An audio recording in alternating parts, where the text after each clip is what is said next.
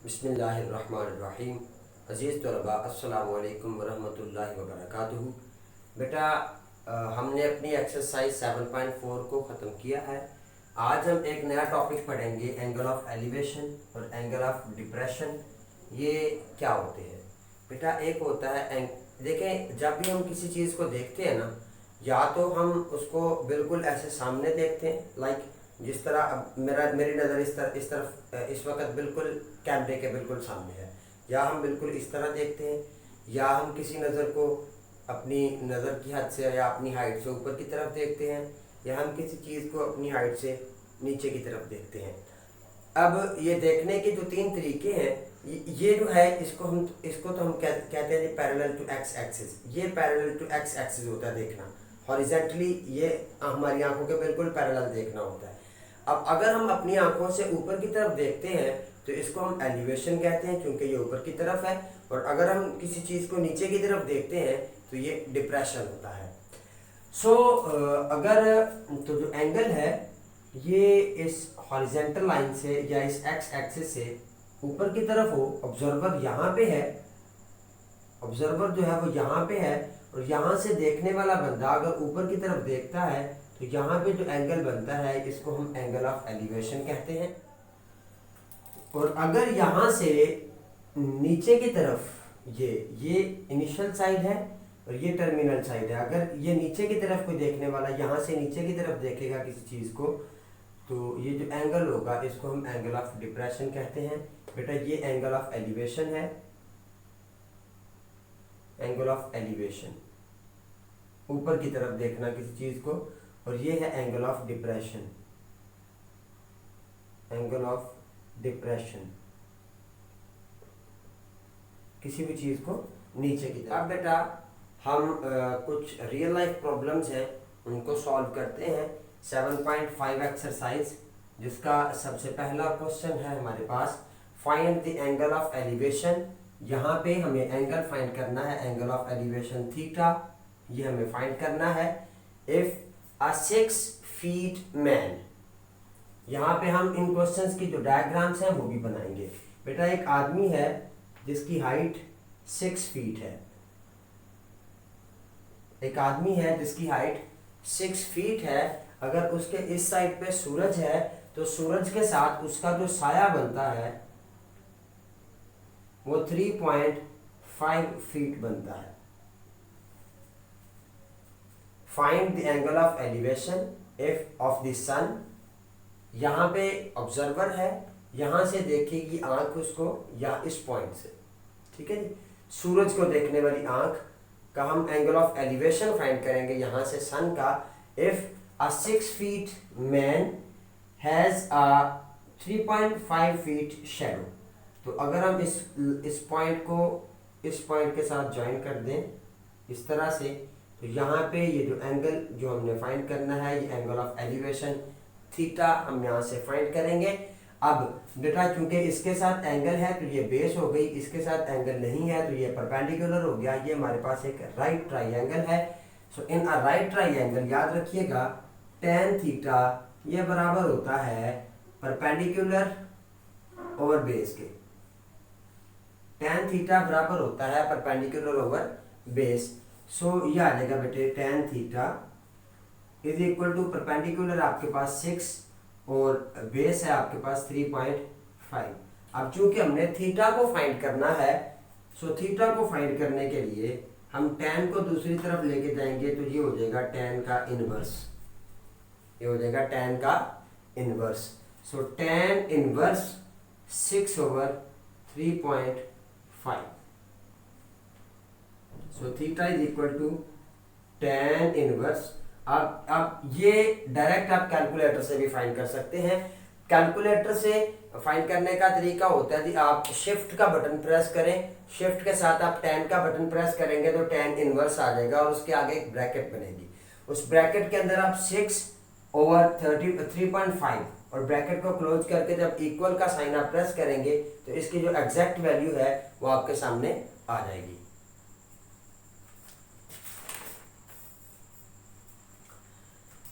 तो ये 6/3.5 ये बराबर होता है बेटा 1.7143। इसका जब हमने tan इनवर्स फाइंड किया तो थीटा हमारे पास आ गया 59.74 डिग्रीज। ये आपका आंसर होगा। इसी तरह के सारे क्वेश्चंस हैं। यहाँ पे स्टेटमेंट को समझना और स्टेटमेंट को समझने के बाद इसको सॉल्व करके इनके सॉल्यूशंस फाइंड करना हमारा काम होगा। यहाँ पे जो क्वेश्चन नंबर 2 है उसकी अगर मैं आपको स्टेटमेंट बेटे समझाऊं इसकी क्वेश्चन नंबर 2 की, तो क्वेश्चन नंबर 2 में कहा यह जाता है a tree cast a 40 metre shadow. एक दरख्त है, उस दरख्त की हाइट हमें नहीं बताई गई, लेकिन उसने इतना बता दिया कि इस दरख्त का जो शेडो है, जमीन के ऊपर जो इसका साया बनता है, ये दरख्त का फुट है। दरख्त की यहाँ से दरख्त के फुट से लेकर जमीन के ऊपर जो उसका साया बनता है ये 40 मीटर है। 40 मीटर तक इसका साया है। when the angle of elevation of the sun is 25 degrees, जबकि यहाँ से अगर आप सूरज की तरफ देखें तो जो एंगल बनेगा ये 25 डिग्री है। we have to find the height of the tree, ये चीज हमें यहाँ से फाइंड करनी है। so, अगर इस ट्राइंगल को बेटा हम गौर से देखें तो यहाँ पे जो एंगल है थीटा ये आपको गिवन है 25 डिग्रीज, बेस आपको गिवन है 40 मीटर्स, जबकि परपेंडिकुलर आपने यहाँ से फाइंड करना है। सो बेस और परपेंडिकुलर को शामिल करें तो जो फॉर्मूला हमारे पास बनता है वो tan थीटा बनता है। किसी भी राइट ट्राइंगल में tan थीटा ये बराबर होता है perpendicular over base. So values replace करेंगे, थीटा की जगह पे आएगा tan 25 डिग्रीज, परपेंडिकुलर हमने फाइंड करना है, जबकि बेस है 40 मीटर्स। तो tan 25 की वैल्यू फाइंड कर लें तो ये आएगी बेटा 0.4663। ये 40 इधर डिवाइड हो रहा था, इधर आके मल्टीप्लाई हो जाएगा, this is equal to perpendicular. तो परपेंडिकुलर हमारे पास आ जाएगा, इन दोनों को मल्टीप्लाई कर दें तो ये आ जाएगा 18.652 metres. So height HEIGHT height of the tree is 18.652 metres. ये हमारा आंसर। अब हम करते हैं बेटा इसका क्वेश्चन नंबर 3। क्वेश्चन नंबर 3 की स्टेटमेंट है 20 फीट लॉन्ग लैडर, लैडर कहते हैं सीढ़ी को, लीनिंग अगेंस्ट अ वॉल। ये एक दीवार है, इस तरह से एक दीवार है, इस दीवार के साथ ये एक सीढ़ी लगी हुई है और इस सीढ़ी की जो लेंथ है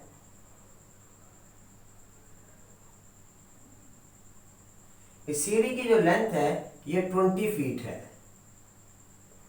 ये 20 फीट की सीढ़ी है।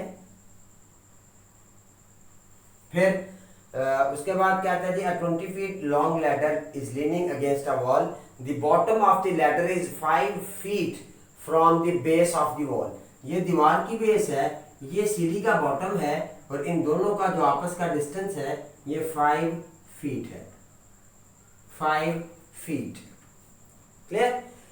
So find the acute angle of elevation. ये एंगल ऑफ एलिवेशन हमने यहां से फाइंड करना है। The ladder makes with the ground, ये ग्राउंड के साथ जो एंगल ऑफ एलिवेशन बनेगा ये हम यहां से फाइंड करेंगे। सो ये परपेंडिकुलर है, ये बेस है। सो ये बेटे आ जाएगा cos theta is equal to base over hypotenuse. ये हाइपोटेन्यूज और ये बेस, वैल्यूज रिप्लेस करेंगे। So cos theta is equal to base है हमारे पास 5, जबकि हाइपोटेन्यूज है 20। तो cos theta is equal to 0.25 and theta is equal to cos inverse 0.25। इसको जब हमने सॉल्व किया तो ये आया बेटा 75.52 डिग्रीज। ये हमारा आंसर होगा। ठीक है जी। बिल्कुल इसी तरह इसका जो क्वेश्चन नंबर 4 है उसमें हमारे पास स्टेटमेंट है the base of a rectangle is 25। अब यहाँ पे मैं रेक्टेंगल बनाता हूँ, ये उसकी बेस है कितनी 25 फीट, और इसी रेक्टेंगल की जो हाइट उसने दी वो उसने दी 13 फीट, ये 13 फीट। इस ट्राइंगल इस रेक्टेंगल को हम यहाँ पे थोड़ा कंप्लीट कर लेते हैं। ये इस तरह से रेक्टेंगल हो गई हमारी। अब रेक्टेंगल वो होती है जिसकी आमने सामने वाली अपोजिट साइड जो है ये हमेशा इक्वल होती है, और इसका हर एंगल जो है ये 90 डिग्री का होता है। अब यहाँ पे अगर हम बेटा एक डायगोनल ड्रॉ करते हैं इस तरह से, ये हम डायगोनल ड्रॉ करते हैं, तो इस डायगोनल का जो एंगल ऑफ एलिवेशन है ये हमें यहाँ से फाइंड करना है। ठीक है जी, find the angle that the diagonal of the rectangle makes with the base. इस बेस के साथ जो ये डायगोनल एंगल बनाता है वो एंगल हमने यहाँ से फाइंड करना है। So we have to find theta, जबकि बेस हमें गिवन है 25 एंड परपेंडिकुलर गिवन है बेटा 13 फीट।